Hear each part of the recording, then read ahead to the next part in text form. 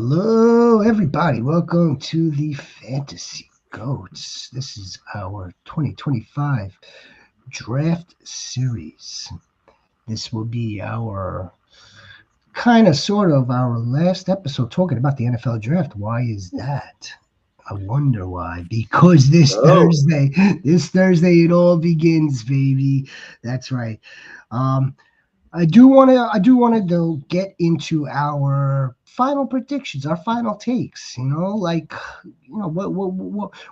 where we planting our flags here for this coming Thursday, Friday, Saturday, and I'm sure it'll definitely be recorded here on the Fantasy Coach YouTube channel, but it'll also be, it'll be etched in our minds as well how these dudes and our takes have done, once we eventually get into the season. But still, yeah, I'd like to plant our flags.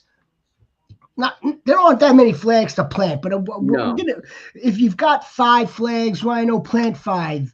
JX Warrior. If you've got 6, 7 flags, plant 7. I don't even know if I've got 5, 4, 10. I may rant a little bit when it comes to the hometown teams here in my parts, but that's all. It's all connected, baby.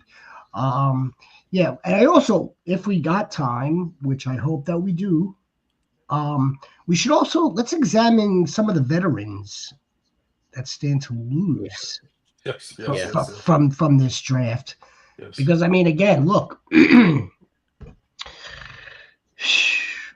whether you think this draft class is lousy or whether you think it's average or even great, because the running back portion of this draft class is pretty talented. There's still there. With that said, there are a lot of running backs that stand to get drafted. There are a nice amount of wide receivers, and generally, wide receiver position is usually going to get drafted a little bit more than the RB altogether. There's going to be veterans that maybe on the proverbial hot seat. Surprise ones too, probably. Like whether it's or maybe they ought to train a little harder and I don't know, whatever is going through their mind. Yeah, I'm gonna go out on a limb and say that there will be veterans that we may they may be on the unemployment line come next off season. So not that we wish that on anybody. It's just this nature of this business. Let me speak on something real quick, because you just brought up. Please do so. This is a weak class here. To me, how can people foresee the future? Because 3 years from now, we might be coming back saying this was just a tremendous class, inside and out, top to bottom. So when people say this is a lousy class, I'm not buying it. I don't buy that crap. That's just me. Because you don't know what someone's going to do. Even like the quarterbacks, just to put the quarterbacks out there.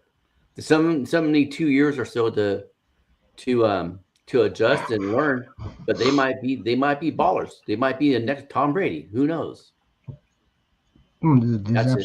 There's absolutely no crystal ball. No, absolutely not. I think when it comes to those that do this for a living, I mean, and those that have been doing it for a long time. I'm talking about, the ones that we're talking about, like the Kuipers and even Kirk Herbstreit, who's crossed over, but still Todd McShay. Those guys, or even some of the brightest of bright young draft analysts that are out there right now, presently, that I would definitely lean into. That I have leaned into, or they. I'm pretty sure, or I'm confident in saying this, that they're stacking the class against other classes based on just tons of data, tons of advanced metrics, tons of testing data. So I mean, again,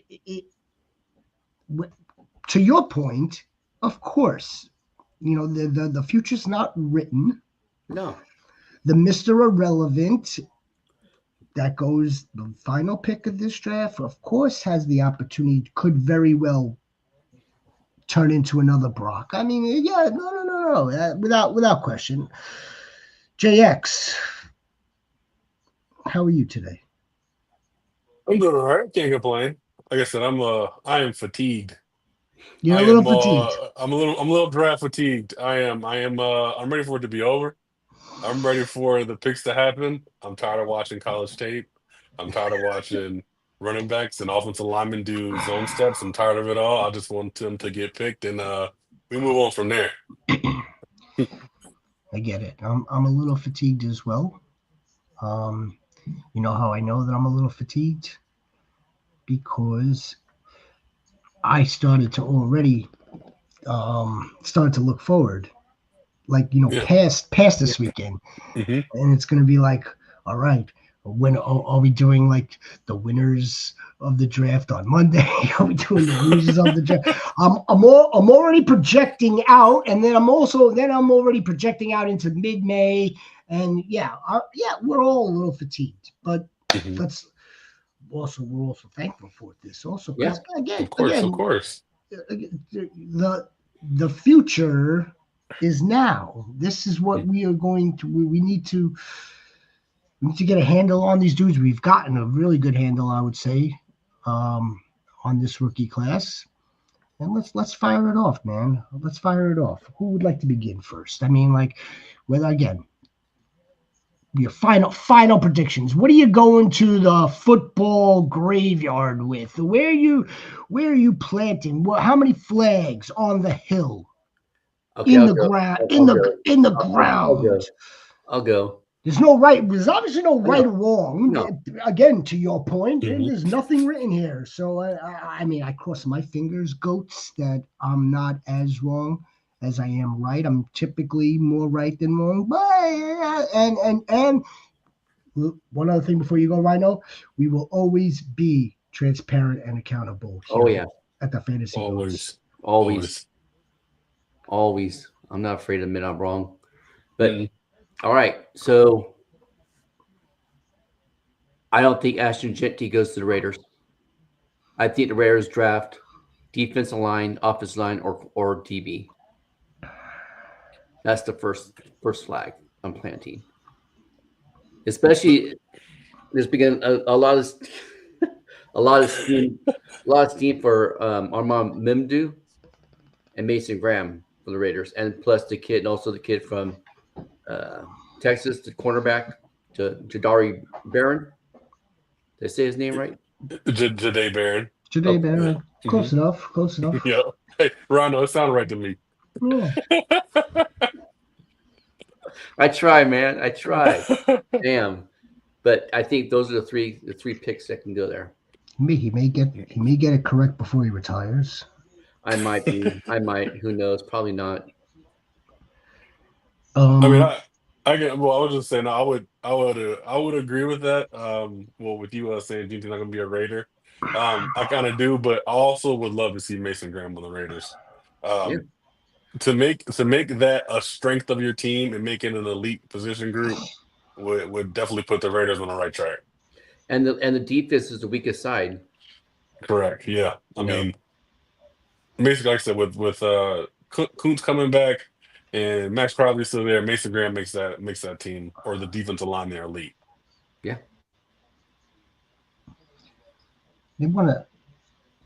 I think it would behoove them to take a dog on the line of scrimmage, Yeah.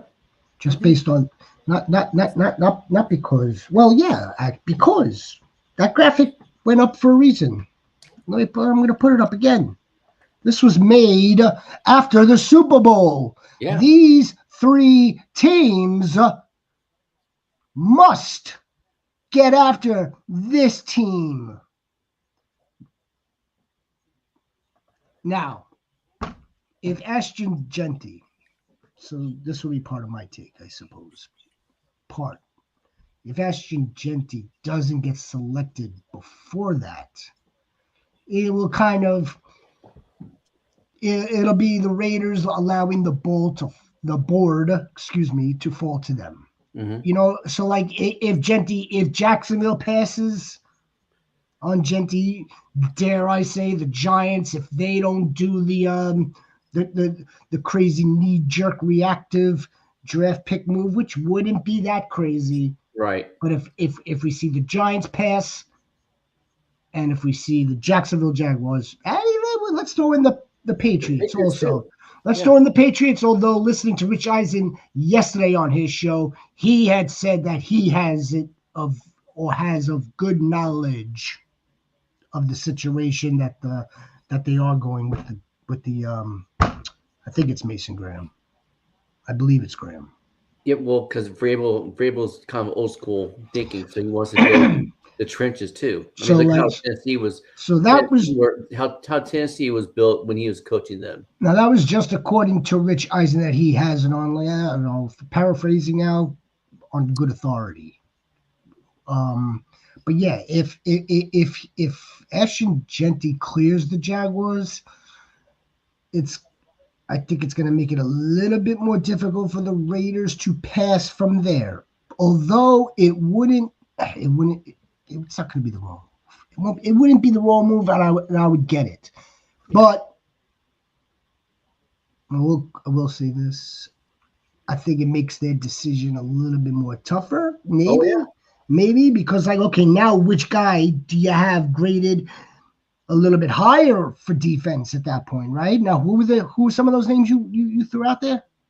Mason Graham, Jadarius Barron. I mean, Will Johnson, but Johnson, yeah, that would be the other one. Yeah, so I think it's giving them more. It's giving them more choices. I'll add one more too. That's Jalen Walker. Jalen Walker. Jalen Walker. He could be a dog. Yes, but he could be a dog. One of the college games I was watching during the season, they compare him to Micah Parsons because he's an off-ball linebacker, but for the line too, just like Micah Parsons can. I thought it was pretty interesting. That's dawned on me today when I was listening to stuff and reading the stuff and mind overloaded.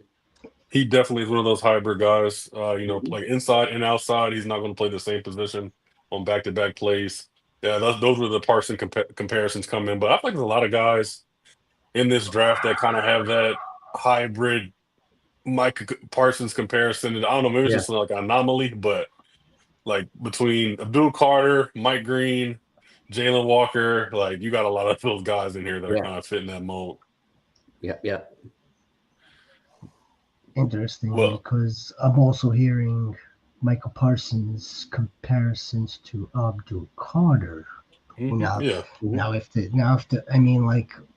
want to talk about drafting for value, it may not get any more valuable at number 3. Again, assuming that he's not taken by the Browns, which again we're all operating under that we know the first 2 picks, right? Yeah, I mean, like, only. But again, look, if the Browns decided to take that Abdul Carter, let's freaking be the wrecking defensive line in the league, then okay, so now the pick is damn near made for the Giants at that point at number 3. But again, if it's Travis Hunter after Cam Ward, the Giants, I mean, they've got it. They go get the most talented player on the board from there, and then worry about their starting alignment. Yeah. What I mean by that, they've got 2 pass rushers. They do. We know who they are. Also, I don't know if they orchestrate a trade. Don't know that. I'm not sure if they do that on draft day. I'm not sure if they. I think they would go into the season with all 3 of those dudes. I really do. And yeah, you'll make a tough decision down the road on Kayvon Thibodeau, who's pretty sure still playing under a rookie contract. And supposedly could be traded too. Yeah. Well, so I mean, whether you do that during the draft after Abdul Carter, or you do that in preseason, off season, I don't know. or you hold them. I know the Jet. Look, if you go back to their Super Bowls. Go back to those. I mean, they had several pass rushers, several. That would be so that's my take there. In terms of that's why I really don't think they view Ashton Genty as like the must-have, the greatest value on that team at that spot. One of the reasons I say it too is because they can go back into the second round, get your dog Caleb Johnson, get Quentin Junkins, can get Henderson, possibly Hampton, who knows? So that's one of the reasons why I say that. Without question, without a doubt. Again, there's so many running backs here, for crying out loud. Any team that doesn't get Ashton Genty, the team that made the team that wanted a Marion Hampton, but it's not really going to get a Marion Hampton, it's got their choices of Trayvon Henderson, Caleb Johnson. They've got their choice, and then maybe they're in the Cam Scatterboo camp, or the there's so many. I'm also you want another take? Let's do it. This is gonna be this is kind of like an uglier one though. It's not like it's not sunshine and rainbows and puppy dogs. This take. There's gonna be a handful of dudes that may not even get selected. I'm not sure. Okay. Well,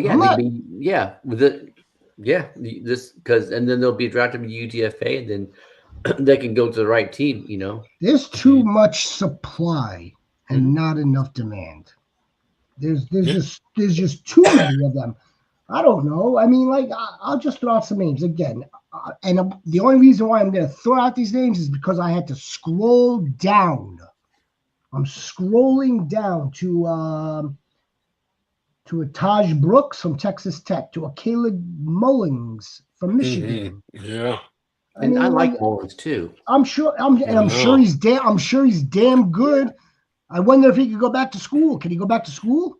No. Nah, this is an NBA. No.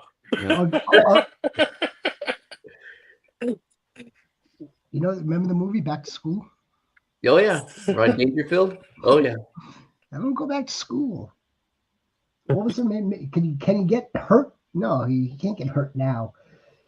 Now I know Brashad Smith from SMU. He'll probably get selected because he's carrying a little bit more versatility. Correct? Yeah, he's a higher receiving upside because he's a former receiver. He's definitely getting picked. He's carrying that versatility. But our guy Woody, how do we know if our guy Woody's being taken, a fifth-year senior? Yeah, I don't know. Yeah, that was tough. That's all I'm saying. That's one of my takes. There's too much supply here, and I mean you can only hold 53 players on an active roster. Exactly. You can only, and we all know that the O-line is catastrophic. Like you must carry depth there.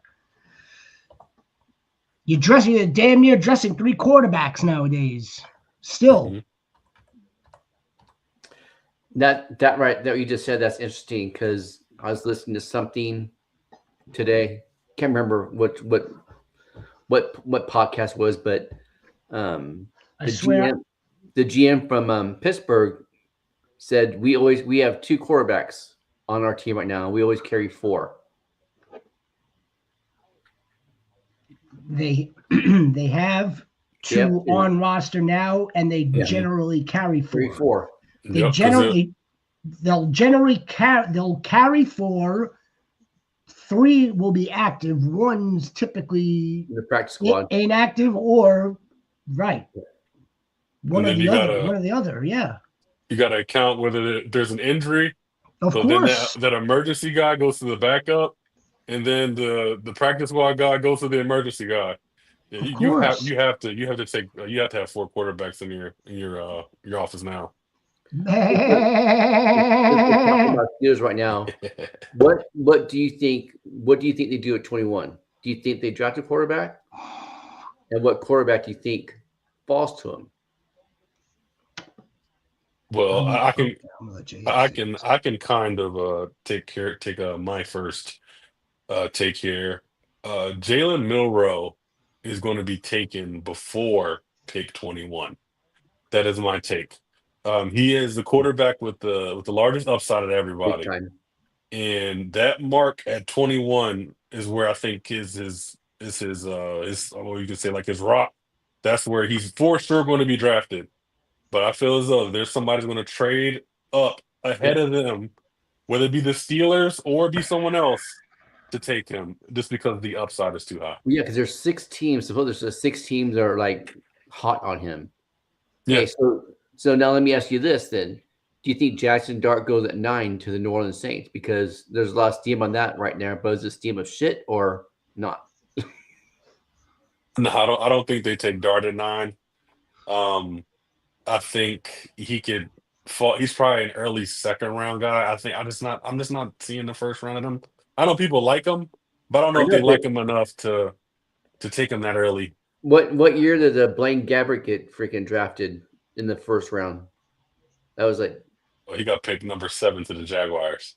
yeah. What year did Zach Wilson get drafted in the first round? 2019, I think, to Don't the Jet. no. It was Or later, no. It's but 21, 21, but I'm being 21. facetious. Well, I mean, what's the No, I'm just difference? saying because if there's a Look at quarterback needy team, they're look gonna reach. the They jail. might, yeah.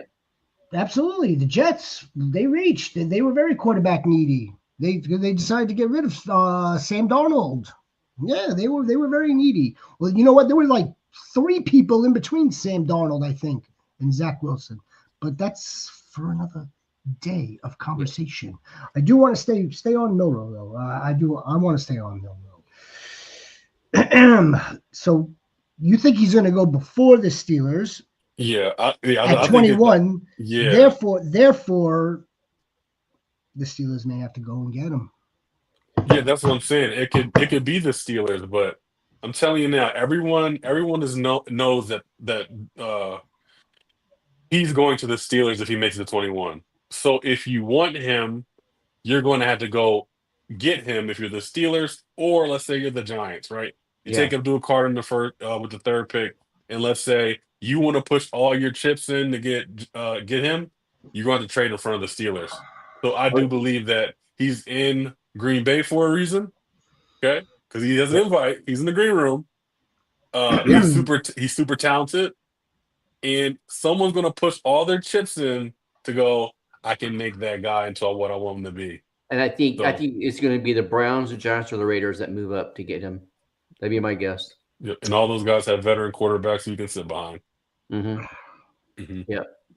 Gilbert Goat here is crossing his fingers that Jalen Milroe does, in fact, whether he falls to the Steelers at 21 or that they may have to go up and get him. They don't necessarily have the right capital, I don't think, to make that happen. I think the Steelers are gonna just kind of sit back at 21. I think they are. I think personally, not to say that JX Warrior is totally off kilter here.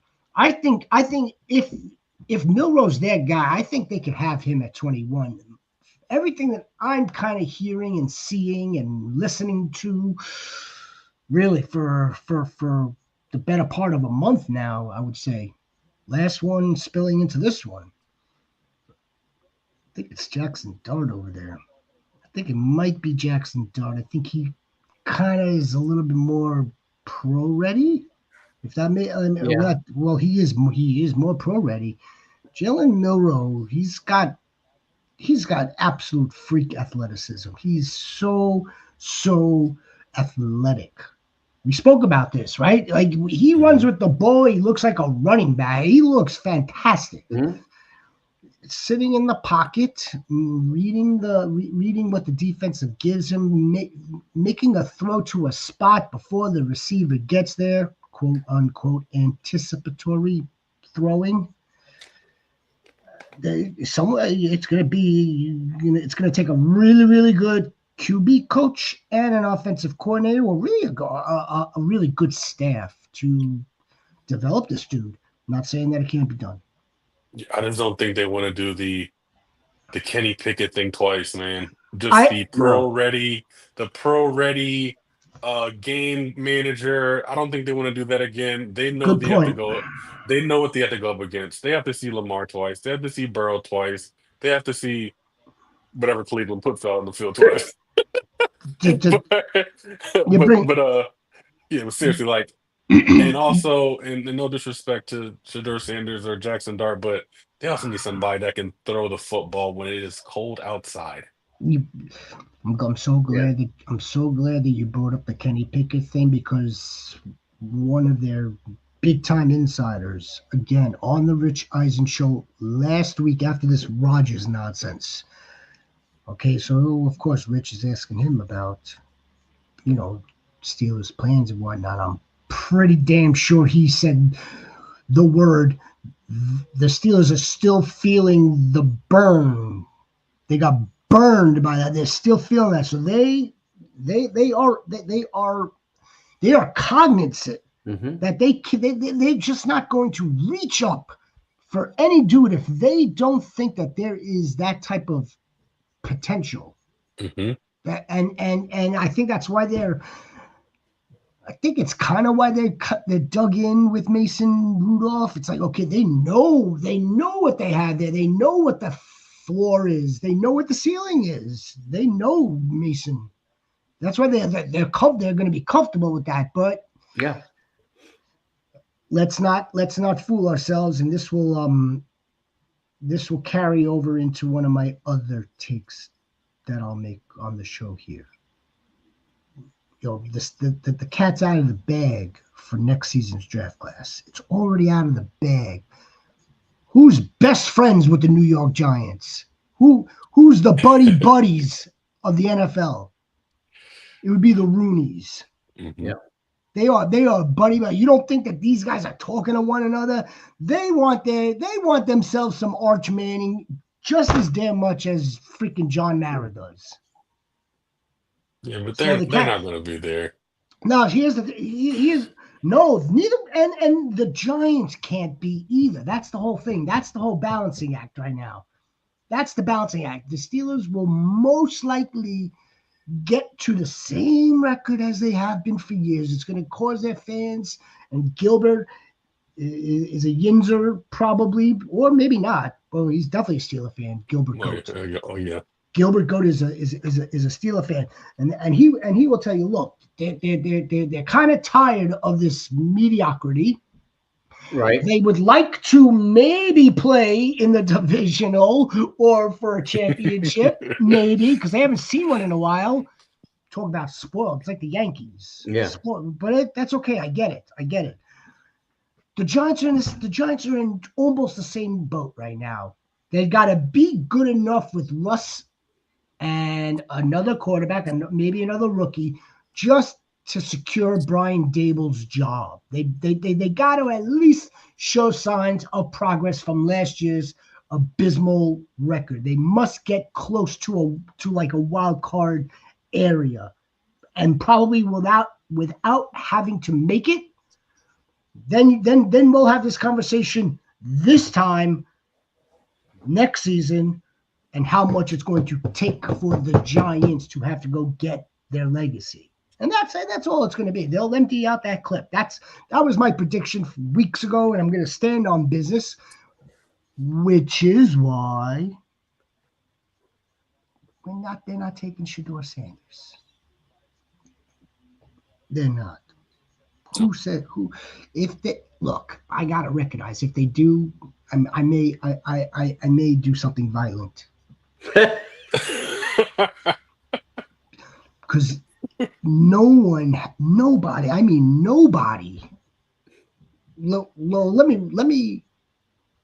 me phrase it another way. It would be the Giants would be the only team to have graded him that high. Yeah. He's just not there. You're doing your franchise and your team a disservice by drafting Shador Sanders to play behind Russ Wilson. And then I don't even know whether you want to put him QB2 or QB3. At that point, it doesn't really make a difference. If he's got to play next season for the New York Giants, the season's already over. It's done. And so is Dable, and so is the general manager. You're doing Maybe even Shador.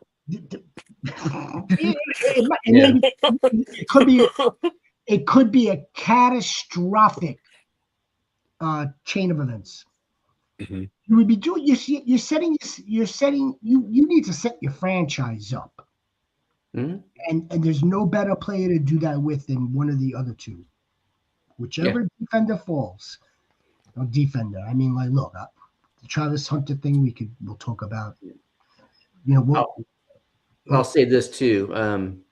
I do think that if Shador Sanders is there at 26, the Rams might think hard about it. They might have if that were the case, Stafford, if that were the case, I'll kind of be in that siege mode where I would be doing something not very pleasant if I saw Sanders' name. I don't think they would. So there's more pressing needs. Yeah. They could grab a Danny Schlau or Kyle McCord in the 4th, 5th round and let them sit for a year or two behind Stafford. I also think that Travion Henderson will end up being RB1 by the end of the season. By the end of the season. Yeah. He won't be drafted, no, but possible. I would go. I would go as far as to say that's possible for sure. Yeah. Would you declare him RB1 between like all the rookies as far as like rushing yards, or how would you decide for that? He has been and will be my RB1 period. Fantasy points. Fantasy. You already say fantasy points. Okay. Fantasy points. Gotcha. Yeah. Fantasy. Fantasy points. Rookie. RB1. So I mean, so that that could be where like Travion Henderson could be RB8 overall, but no other RB is in front of him. Ergo, he's RB1 rookie. It's possible. It's possible. I like the Browns, so you're stealing some of my. You're reading my email. I think that Look, the over-unders, I think 2.5 for running backs. I think it goes under. I think we only see Ashton Jenkins and we only see Marion Hampton. I think it's a damn lock that Marion Hampton goes to the Broncos. I don't see any team in between the Broncos and the Bears. And then again, the class, you got too many people. You got too many running backs. Yep. Too many. And No, I was going to just follow Ron with that. So he's saying Trevion's going to be his running back 1. I think there is going to be 4 rookie running backs who end up wide receiver 1s, or running back 1, excuse me. So we will have Genty, that will be top 12. We will have Marion Hampton, that will be top 12. And then with all the guys out there will be 2 guys that also enter that top 12 and take some veteran spots away. Now, do you think there's going to be a surprise one like a DJ Gibbons or I don't know, Caleb Johnson or it'll literally be. There's so many. There's 15 legit guys that can make a mark. The only 2 that I can really plant flags on are Genty and then Hampton, and then there's going to be 2 guys that come in the back. And I'll just throw my favorites out there. Let's say it's RJ Harvey and Scatterbo. Let's just say that. But when it's all said and done at the end of the season, we will have 4 guys who are rookies finishing in the top 12. I like that. You know what a good exercise would be? To go back to the 2017 class, which is what this class is being compared to. Mm-hmm. You go back to the 2017 class, see where the likes of Dalvin Cook, Joe Mixon, all those guys, where they were drafted in 2017. Who? Todd Gurley. Todd Gurley, yeah. Was that Todd Gurley's class? Or was he 2016? No. Hold on. I'll tell you right now. I will tell you right now. 2017's class. Uncle Lenny, CMC, Dalvin Cook, Joe Mixon, Alvin, Kareem the Dream Hunt, James Jimmy Connor, Samaje is still chugging along. That is a This fire was player. like a Philly was 2016 then. Jamal Williams.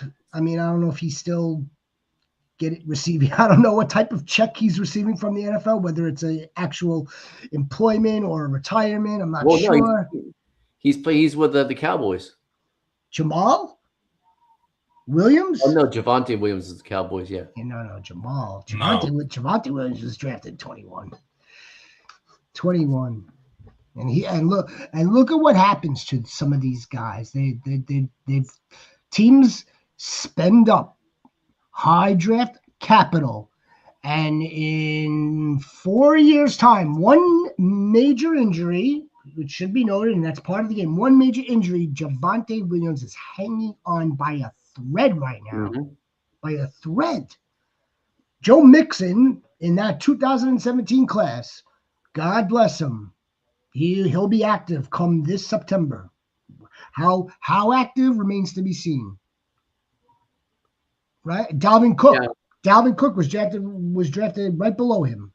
A pick or two before him. Dalvin Cook's been out of a job. Yeah, that's always that kind of perplexes me how he's out of the job because he was so good, and then he fought that cliff hard and fast.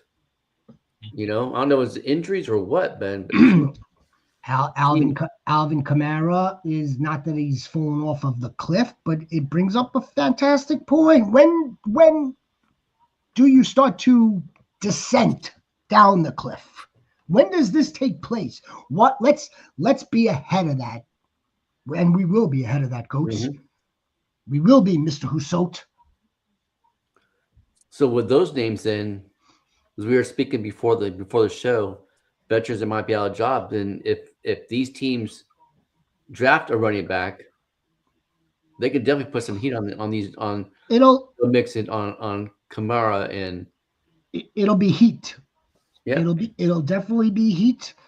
I wouldn't say that they'd be out of the job week one, but we'll obviously all eyes will be on the training camp. All eyes will be on what their coaches are saying, what the reports are.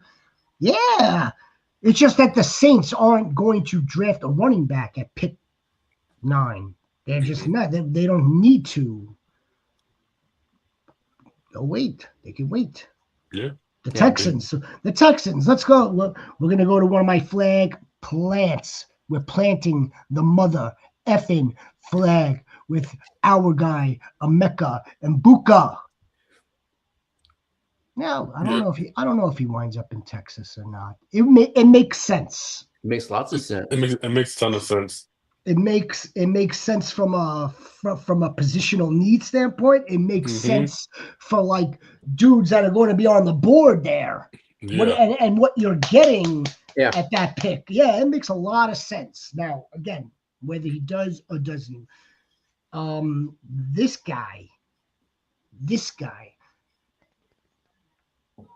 I mean, I've already given him so many flowers. He to me is the most talented wide receiver, or he's going to be the most impactful to their team. Oh yeah. Now, if that's like if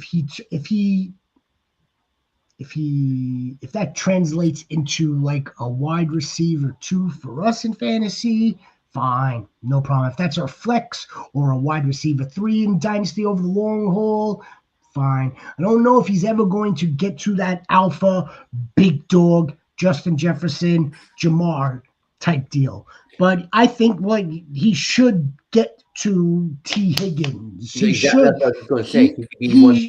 He should get to motherfucking Jalen Waddle and Devontae.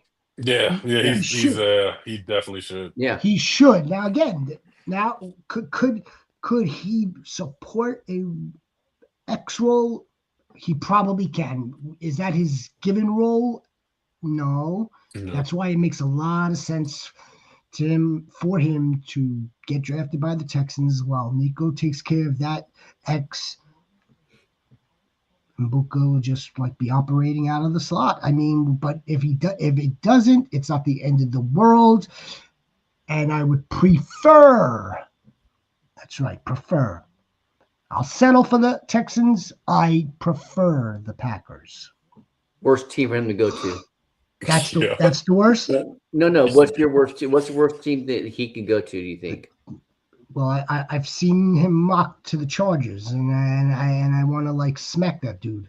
Yeah, that doesn't make sense to me. I don't What about the understand Browns? That would be that, and they're I think they're picking right before or right after Texans. So I mean, it's this cluster of teams: the Packers, the Texans. Mhm. I've seen him mocked to the Chargers. I'm like, what do you think? They're obviously you're not thinking that well. But I did hear that some interest. I don't know if it's real or not, but I did hear some interest of possibly Arizona too. That one feels weird to me. Yeah. In the second round for Arizona, because No, in the first. I mean, because I don't know if you even make it to their second round pick. Because I think when we were talking about floors, right? I think Emeka's floor is the Texans. Like it doesn't make sense for him to go past the Texans. He has the chemistry. He's a scheme fit. He's a Texan if no one else wants him. The only thing that will stop them from drafting him if he falls there is their need for offensive line. I think they put enough band-aids on everything for a season. I believe that they could draft offensive line. Then if Ibuka's still there, 26, 27, 28, 29, the last 5 picks or so, that they can move back in and get him too. I think part of me is also leaning towards the Texans because I mean, truth be told, besides the scheme fit and the connection, I think they would want to make CJ happy. Mm-hmm. Rather watching him sob. But I would prefer the Packers as well. Let them make a splash. Look, it's not like the Packers aren't going to boo the pick. That's for sure. No. We know they need a above competent, I should say, wide receiver to catch passes, to run routes, to do all the things that this dude does on a day in, day out basis, coming in with that type of pedigree. Especially because he can play inside and out. He can play the X, he can play slot. And he's better at slot, but he can play all around. I think I like that fit better for fantasy purposes too. Yeah. I really do. Because it would be more of a 1B type of situation. The way that they're gonna want to distribute the ball. That's my only concern. Does he have it to grab the number 1 wide receiver job? That's my only concern. I would think so, it's not much. That's my only concern with Ibuka, because we have to understand what he's dealt with his whole career. He has played next to Jeremiah Smith. He has played next to Chris Olave. He has played next to Garrett Wilson. He has played next to Jackson Smith and Jigba. And he never grabbed that spot like the guy. He's never been the guy. That's my only concern with him. That's why I feel like maybe he's just only a great compliment. I don't know if he can take and change the room, and bring it to another level. He can make it absolutely the steadiest of the steady, but I don't know if he's gonna just jack it up. I think he could. But all right, I think he could. You think he could, and JX has got not sure if he could be that type of guy. Only a compliment. That compliment is a high floor. Yeah, no, but and I don't want to make it look as a bad thing because I know that there's extreme value in the guys we were talking about, right? Like there's extreme value in T. Higgins. There's extreme value in Devontae Smith, but at the end of the day, that's not Jamar Chase and that's not AJ Brown. That's all I'm saying. So, but it's very true. Like I said, he's played with a lot of elite guys, and he's always been good. But like I said, I think the Packers need somebody who can absolutely just flip the wide receiver room on top of his head and go, "Oh man, we got us one." I like that. I like that. Why don't we get? Do you guys have any? I know you do. Any veterans? Any guys that might be on that hot seat? Any guys Rasheed White. that might be training a little bit harder come next week? Like Rasheed White. Rashid Oh, White. Rashad White. Rashad, Jesus. No. I'm saying, like, my God. I mean, like 2 years ago, it was like, oh man, Rashad White. He's like, he's gonna be a fantastic running back. And then what happened? He got buckied. Yeah. He got buckied. Last year, I would like to say that I planted my flag on that and in it because the reason why I said last year that Bucky was going to take that was just because of the rushing yards and the efficiency of Rashad White was so bad. His running back 5 year, and Bucky being like one of the most efficient running backs in college football, like 6.7 yards per carry. I'm like, yeah, he's definitely going to be taking some carries away. So are you saying Rashad White is just going to be taken out the pasture now, Ron? Is that what you're saying? He's be gone. Well, let me ask you: is that because of Bucky Brooks, or is that Bucky Irving, or is Bucky Brook? Is that's the guy on NFL Network, right? Yeah. I got Bucky on the brain. Is that because of Bucky Irving, or is that because of, like, maybe the possibility of another rookie running back being drafted? Another rookie running back, a pass catcher rookie running back. See, and so that makes more sense to me. Yeah. And I'm not sure if it would be only Rashad White. No, Raheem Mostert. Oh no! I'm talking. Let's say with Tampa. Yeah, that's why. That's why I'll most likely have a little bit, but not a lot of Bucky Irving. Look at the Bucs trend over these last several years. They recycle. They like the next man up, next one. What gives us any bit of confidence that Bucky Irving is just going to take majority of the backfield? I think we'd be a little bit more confident if another running back doesn't get drafted, and they are carrying 3 strong right now, so they may do that at the end of the draft. It might be one of these guys like Brashard Smith, or Yeah. Okay, so with that in mind, or something like that. With that in mind, yeah, Rashad White is in a considerable amount of trouble. Give me someone else, man. Give me someone that maybe we're not thinking about. Oh, it's gonna hurt Mark to say this. Isaiah Pacheco. Yeah, it's gonna be that time, man. It hurts my heart, but they signed Kareem Hunt back for a reason, and I think it's for him to be a steady until the rookie, whoever they pick up, is ready to take over. But I don't think he's going to be running that Chiefs backfield much longer. I don't think so, because he didn't look good. He did not look good. They've got very little invested in him. Very little. Yep, I could definitely. I will concur with that one for sure. And not to say that he wasn't. I mean, pre-injury, he was a good, serviceable running back for them. Really was. 2-time Super Bowl champ, right? 2? Yep. Yeah. But again, it's this organization's modus operandi. They'll recycle through this position.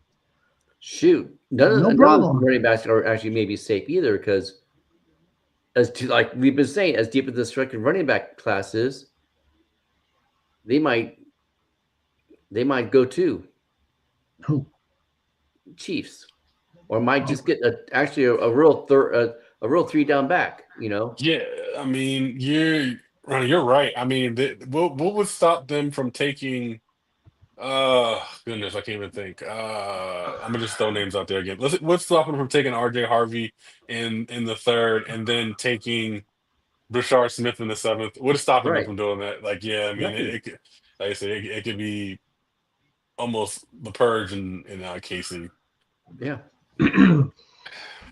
it's not really their defensive side of the ball that was the issue last season, was it? No, it wasn't. It wasn't their defense. Their defense was pretty damn solid all the way up until that final call where they just broke down and got exploited. But yeah, I could see the majority of their draft picks definitely being on the offensive side. We think it'll be the offensive line.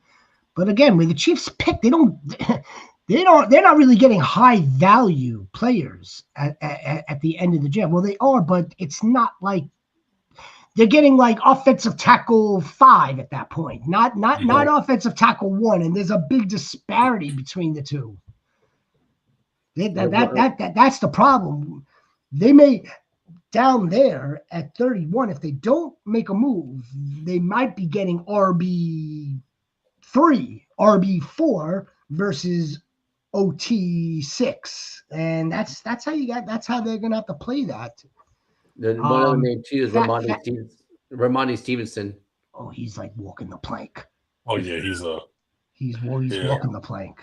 I'm telling you right now, him dead. And Kyron Williams are really getting poked in the butt right now. I wish you would put that. Okay. I wish you would put that ball on that field one more time, both of you. Okay. let me ask you this, just because you're a Rams fan, as I am. Could you picture Les Snead trading Kyron Williams during the draft and picking up one of these running backs, drafting one of these running backs? I could definitely see it. You have Kyron Williams. You have Kyron Williams Jr. at home. You don't necessarily need Kyron Williams to be on the team. No, and plus, the contract talks aren't going well as they wanted to. He's not budged away from $15 million. So he ain't getting $15 million. Nah, he ain't getting $15 million. He's not getting $15 million. He should be happy with. What was Najee? What does Najee Harris make it for being a first round pick? He's making like shit. 10 or 12, 10, 11 on a 1-year contract. Kyron Williams better thank his lucky stars that he gets anything close to that. Yeah, but $15 million. No. Yeah, no. That's for another conversation. Kyron Williams. I mean, I would run it back with him, but you guys are more closer to the situation than I am over there. I got one more for y'all really quick. Please. Yeah, I got one more for you, and this one's a little hot. What about not necessarily his job being taken away, but I think it get hot. What about Devon Achane? Whoa. I'm gonna tell you why. Spicy. Appreciate you, Gilbert Goat. Appreciate you. Taco Tuesday. That shit. Let me just tell you why. That shit's spicy. Yeah, let me just tell you why. I mean, I don't think they see him as a do everything back. I feel like they just kind of made him that because he just wasn't a very effective runner at the end of the season. No. I mean, if he didn't catch 70 passes last year, how happy would your investment in Devon Achane been last year? You would have been highly disappointed. Yeah. You know? So I don't know if he is going to be necessarily their 3-down guy next year. I think they may take somebody to take a good portion of carries away from him. Yeah, because the other running back, Jalen Wright, he's basically the same person. He's the same build. He's the same build. And I don't think they understand or realize what they had in Raheem Mostert. The 1 year that he went ballistic, he was something that was, I don't think they even thought they had. You know, he was their every down back. And then Achane came to spell, and he was the most effective Achane could be. They need that Raheem Mostert again. They do. They can get somebody later in the rounds too, you know. Yeah. Yeah. You know, Devon Achane, everything that you said is correct, JX, or great points.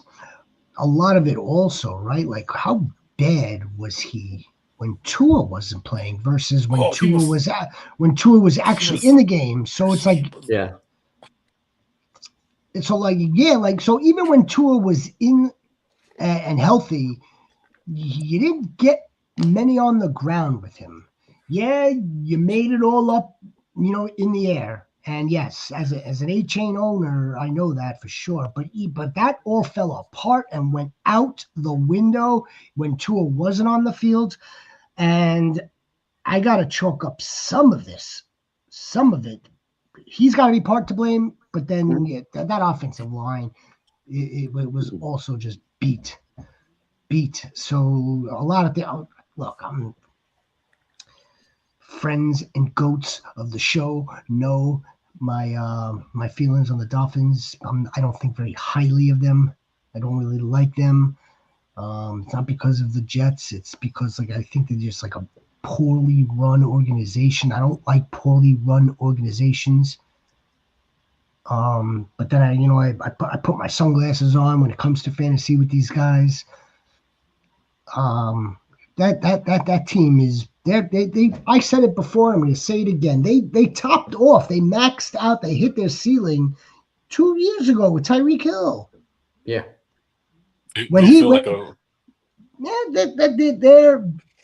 not really they are a poor man Steelers. Jeez. Poor man Steelers. They're a team that's just hovering around that 509-8. They can't win in cold. You ever see anything that psychological? You can't win in cold. No. So again, another conversation. We're gonna do divisions, Rhino. We're gonna get after these divisions again, break them down.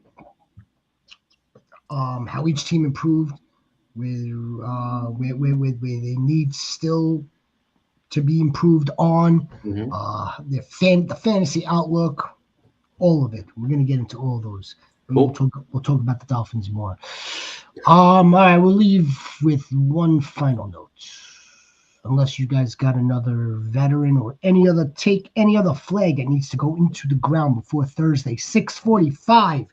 Goats, 6:45. Well, I just let the cat out of the bag, our own bag. We're going to be on at 6:45. The call time will be 7. That's neither here nor there.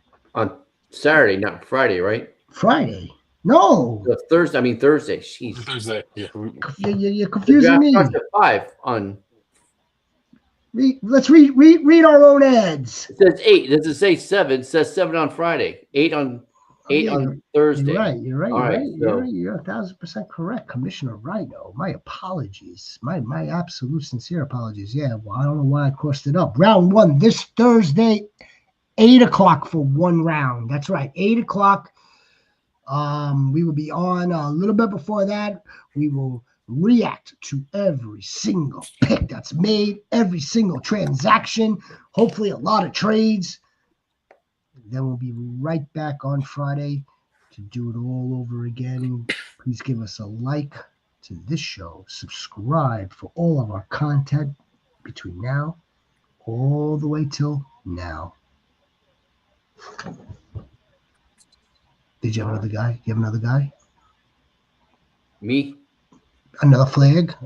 Hey, JX, you. If you don't, you don't. No, I got flag. Listen, you got flags all day. I got a bunch of flags. If you got another flag, give me another flag. Yeah, hey, listen, I'm official, like a ref with a whistle. Look, I will plant the flag. Yes, plant. That with Cam Ward being picked number 1 overall, that the Titans will win the AFC South.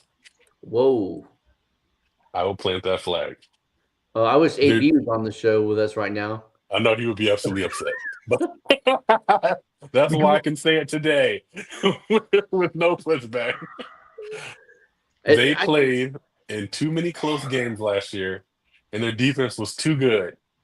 If they had an iota of competent quarterback, they would have won 10 games last year. Yeah. And I think that's enough to win the NFC South.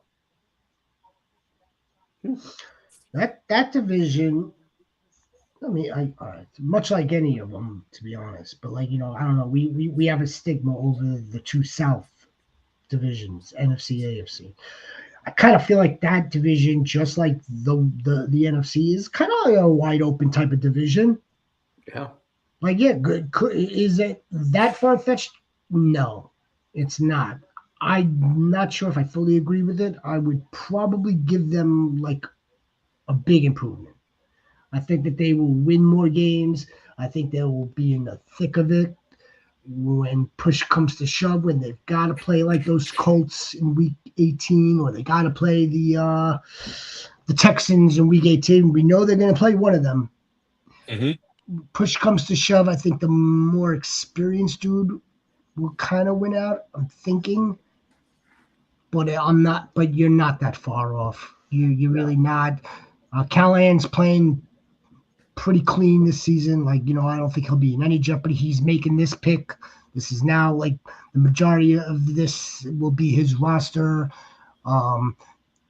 They also need to do some other things. That's not JX. I think you'll agree with me, right? Like they can't just like sit back and say, "Oh, we got Cam Ward, we got a quarterback, and we're on our way to 10-7." They need more weapons for that dude. Wilkin would be good on that team. Let's say Cam Ward, because they did spend some money in free agency, so their offensive line is complete. They definitely did that. They're good at running back for now. They're good for now. So they have Tajay and Tony Pollard. So they have two really good running backs. And let's say they could add 2 wide receivers. Who knows? Let's say they add Luther Burden falls to the second round. And let's say they take another guy in the fourth, to play the slot. Lex Luthor. I like it. I like that better than Mbuka. And let's say, like I said, I'm saying week 13, I could see the standings being 8-4, 7-5, 7-5, 5-7. And if things go the right way, I think they can do it. I think again, when push comes to shove, they're like, you can't get any worse than where you are. That's my train of thought. So like, yes, I expect a definite progression, definitely more wins. I just don't know if that will be that much more. I know we're all still basking in the Commanders, Jaden Daniels thing. I know that's a one-off. That's kind of sort of fluky. You don't really see that. You don't really see that out of like rookies and teams that are finishing the season before in the basement and then all of a sudden make the playoffs. Like, it happens every so often, but that's not like a regular occurrence as far as I remember and as far as I can recall. A turnaround, yes. Improvement, yes. I can't close the door on that take either. It's like, again, it's possible. It's just the absolute uncertainty of the AFC South, more than Cam Ward improving the team. Couple that the AFC South is just so. Yeah, it's just. Who's the quarterback in Indianapolis? Let's start there. So there are question marks there. Couple that, with the Houston, what does their O-line look like? What does their O-line really look like? Can Joe Mixon really carry the ball 30 times a game again? We don't know. And then the Jaguars, what is that going to look like? What can Liam Cohen do to change the franchise's QB around? Not in the first year. We have no idea what's going to be happening in the AFC South. Yeah. No. All valid. I'm damn near over 50% bought in with that. No, I am. I don't know. 50.2567. I will take it. I'm above that. I'm above that, especially within the divisional play. Yes. Yeah. It's obviously the Texans to lose. Mm-hmm. And again, the quarterbacking situation with Indianapolis is a big question mark. You're 100% correct. Yeah, that division's. I would say that division's wide open, for sure. What else? Anything else? Anything else before I get into the Jets real fast? Nope.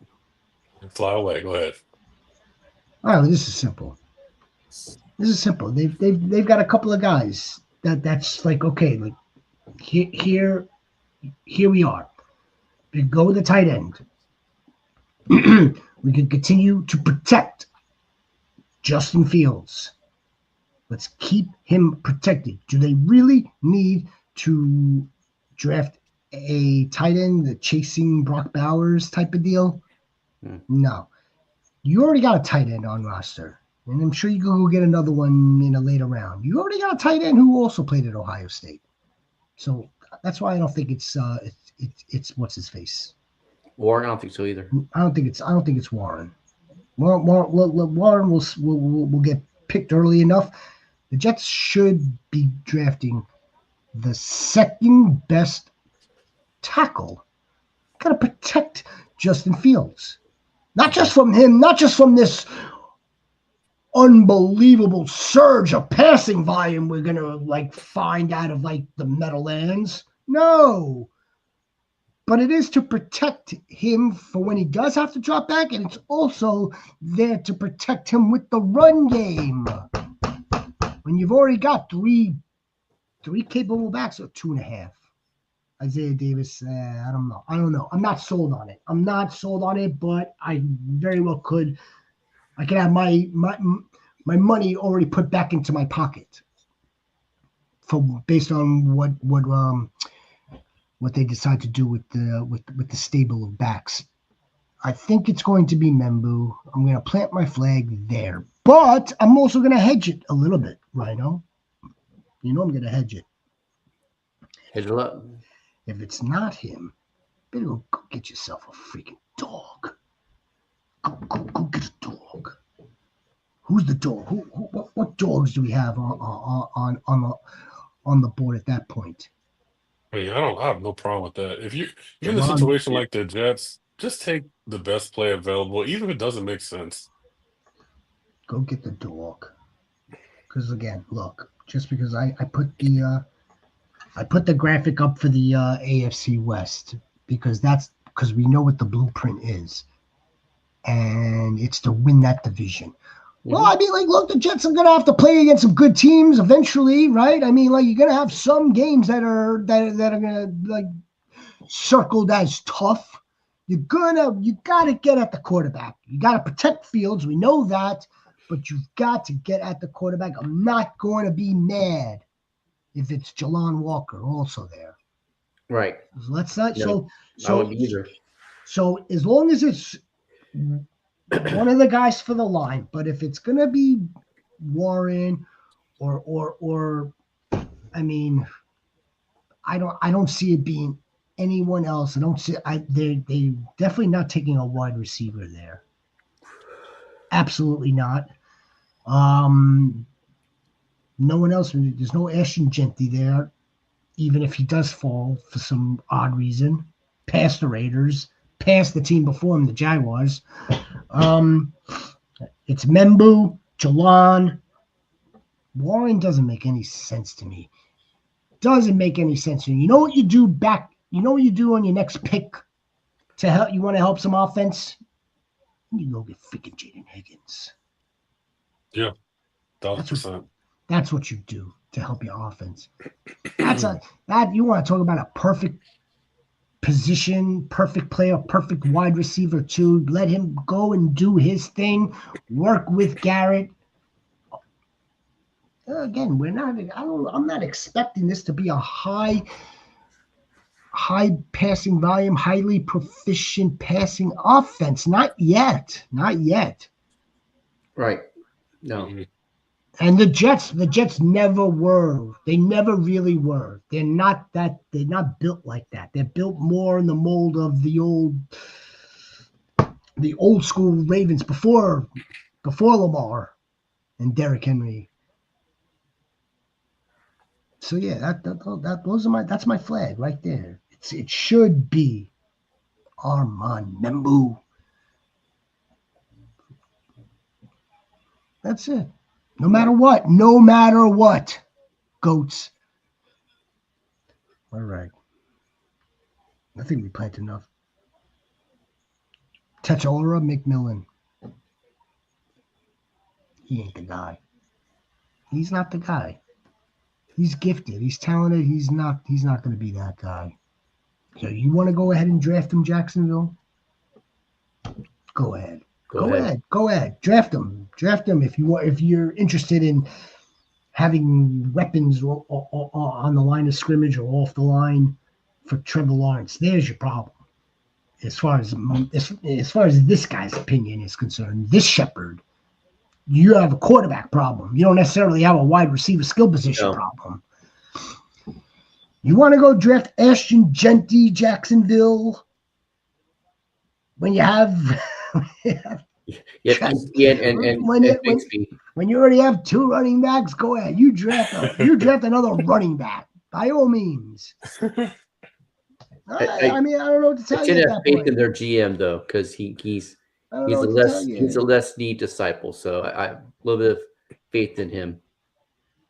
I don't know what to tell you. Joe Shane is a Buffalo Bills assistant GM. What is that saying? That's not saying dick. Excuse me.